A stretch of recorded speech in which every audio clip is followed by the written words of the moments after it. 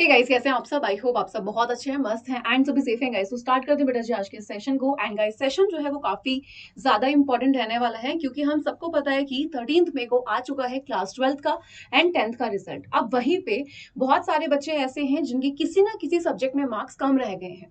अब class 10th के ऐसे बच्चे जिनके एक या दो सब्जेक्ट में मार्क्स कम आए, यानी कि पास होने के लिए बेटा जी जितने मार्क्स चाहिए थे उतने मार्क्स अगर आपके नहीं आए हैं, तो यहाँ पे आप उस एग्जाम को देकर पास हो सकते हैं। तो बच्चे डर रहे हैं कि मैम हम फेल हो गए हैं या पास है। तो मैं आपको बता देती हूँ कि अगर आपके एक या दो, क्लास 10th की बात कर रही हूँ, क्लास 10th वाले जितने बच्चे अगर उनके एक या दो सब्जेक्ट में यहाँ पे कंपार्टमेंट लगी हुई है, तो वो बच्चे एग्जाम को दे सकते हैं एंड पास हो जाएंगे। क्योंकि एग्जाम जब आप दोगे तो कहीं ना कहीं अब आपको आइडिया लग गया, तो मुझे लगता है कि बहुत सारे बच्चे पास हो सकते हैं और आप मैक्सिमम 3 बार कंपार्टमेंट का एग्जाम दे सकते हैं। ठीक है, अब बात करते हैं क्लास 12th वालों के लिए। तो क्लास 12th वाले जो बच्चे हैं, अगर उनकी किसी एक सब्जेक्ट में कंपार्टमेंट लगी है तो वो उस एग्जाम को दे सकते हैं एंड पास हो सकते हैं।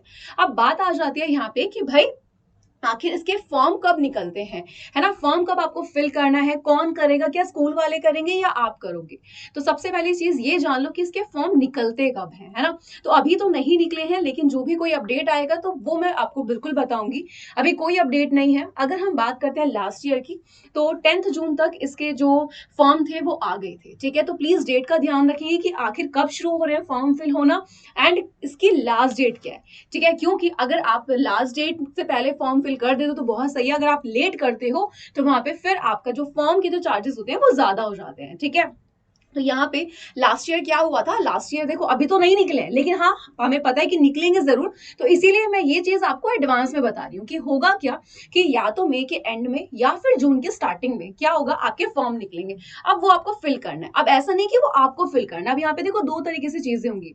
एक जो रेगुलर बच्चा है उसको फिल नहीं करना है, उसके स्कूल वाले फिल करेंगे। ठीक है, यानी कि जो बच्चा रेगुलर स्कूल जाता था तो वहां पे वो जो फॉर्म फिल करना है वो स्कूल वाले ही करेंगे। वहां पे बच्चे को कुछ नहीं करना है, बस एक चीज से अपडेट रहना है कि क्या स्कूल वालों ने फॉर्म फिल कर दिया है, नहीं कर दिया है, और आपको फीस सबमिट करनी है। तो प्लीज थोड़ा सा अपडेट रहना इस चीज के रिगार्डिंग कि आपको खुद से चीजें पता हो कि आखिर क्या करना है क्या नहीं करना है। ठीक है, थोड़ा अपडेट रहना है, क्योंकि देखो बेटा आपका सवाल है यहाँ पे रिजल्ट का। ठीक है, कैसा आना है, तो यहाँ पे आपका पूरा साल बच जाएगा। अगर पास हो जाओगे तो ठीक है।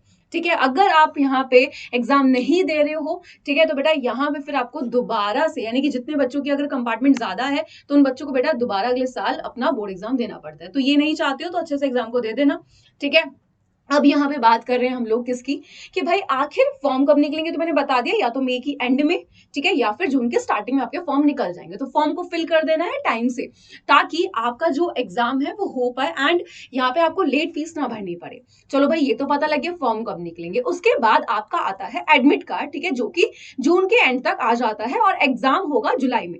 तो लास्ट ईयर भी ऐसे ही हुआ था। ठीक है, एग्जाम जुलाई में ही हुआ था एंड फिर आपका रिजल्ट आता है अगस्त तक जाके। तो ये प्रोसेस रहता है। इस बार का अभी हम लोग देखते हैं कि भाई कब आता है यहाँ पे ऑफिशियल अपडेट, कि आखिर कब आप फॉर्म फिल कर सकते हो, कब आपका एग्जाम होगा, ठीक है, कब तक एडमिट कार्ड आएगा एंड कब आपका रिजल्ट आ जाएगा। तो यहाँ पे बस इस चीज का ध्यान रखना कि जितने भी जो बच्चे हैं कि भाई अपना फॉर्म कैसे भरना है। तो रेगुलर वाले जितने भी बच्चे हैं उनके स्कूल वाला ये सारा काम करेंगे फॉर्म भरने का, आपको यहाँ पे कुछ नहीं करना है।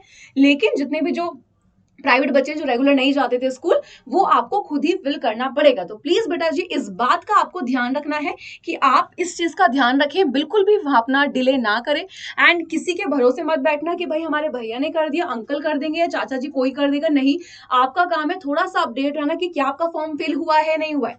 क्या यहाँ पे चलो फॉर्म तो फिल हो गया, अब यहाँ पे सब्जेक्ट की भी तैयारी करनी है, उसके लिए मैं एक अलग से वीडियो बना दूंगी कि कैसा रहता है, क्या पढ़ना पड़ेगा वापस से, क्या सेम रहेगा यहाँ पे, ये सारी की सारी चीजें जो भी आपको पढ़ के जानी है वो मैं बता दूंगी। बस फिलहाल आपको ये ध्यान रखना है अभी कि जितने बच्चों की कंपार्टमेंट है उनको फॉर्म फिल करना है, टाइम से फॉर्म फिल कर देंगे, है ना। एंड यहाँ पे फीस का एक बार बता देती हूँ कि वैसे तो नॉर्मल फीस 300 रुपए होती है, लेकिन अगर यहीं पे आप क्या कर देते हो, डिले कर देते हो, है ना, आप फॉर्म लेट फिल करते हो, तो वहां पे 2000 रुपए तक आपको देने पड़ जाते हैं। तो आप इसके लिए जरूरी है कि टाइम से फॉर्म अपना फिल कर दे, अपडेट रहे सारी चीजों से एंड अपना एडमिट कार्ड देखते रहे कि आ गया, एग्जाम कब है इस चीज का ध्यान रखें।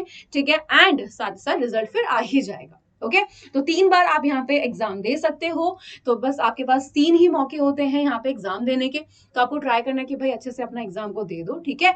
एंड टेंशन नहीं लेना है, ठीक है। जितने में भी कंपार्टमेंट लगी है अच्छे से एग्जाम देकर आओ, फॉर्म को जरूर फिल कर देना है आज से। बाकी कोई भी अपडेट होगा बेटा जी तो यहाँ पे मैं आपको बता ही दूंगी, ठीक है, टेंशन नहीं लेना है। तो मिलते हैं नेक्स्ट एक और सेशन में एक न्यू अपडेट के साथ, तब तक के लिए bye bye and take care guys.